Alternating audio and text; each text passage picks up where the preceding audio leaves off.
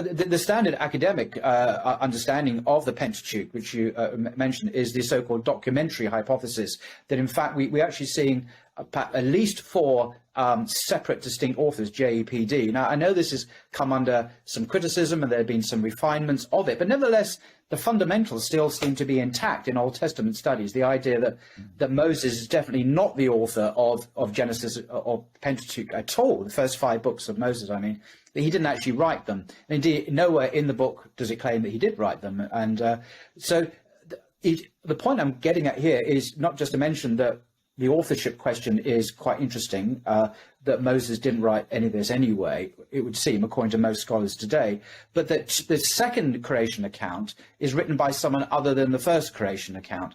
And so it's not surprising we had 2 different people with different outlooks and understandings of creation and God himself, one very transcendent, very attractive to philosophers, and the second, very anthropomorphic, as you say, where God is portrayed as a humanoid figure who gets involved in the, asking, where are you, Adam? And he's sort of asking in the call of the day, a very, very different portrayal. So would another way of looking at this be to say we're looking at a scripture which is not entirely harmonious and consistent because of its multiple authorship by different people with different views of God, the Elohist, the priestly, the Yahwist, the Deuteronomist. I mean, these are the technical terms for the 4 documentary authors of documentary hypothesis.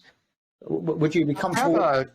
I have a nice discussion in the book about the sources behind Genesis 1 to 11 in terms of both source criticism and form criticism.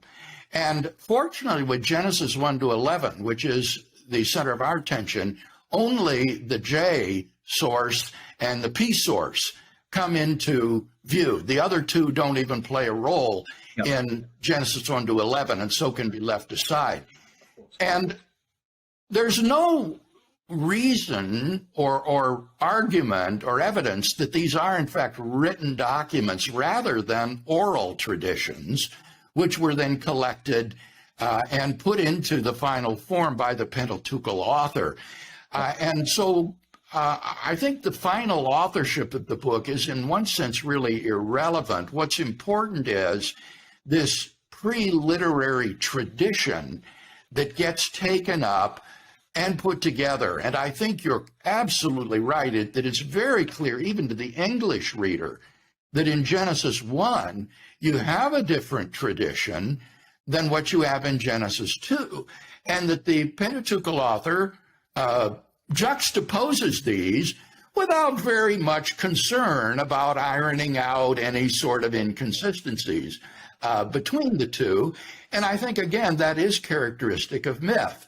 The authors of myth are not terribly bothered by logical inconsistencies or fantastic elements, because that's not the main point that they're trying to make.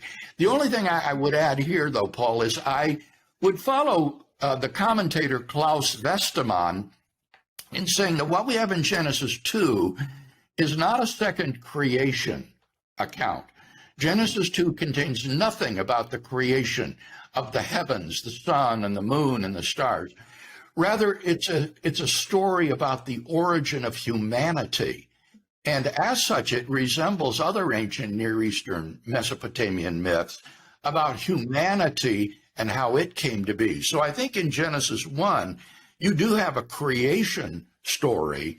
And then in Genesis 2, the focus radically narrows down to the earth, and you have a story about the origin of humanity.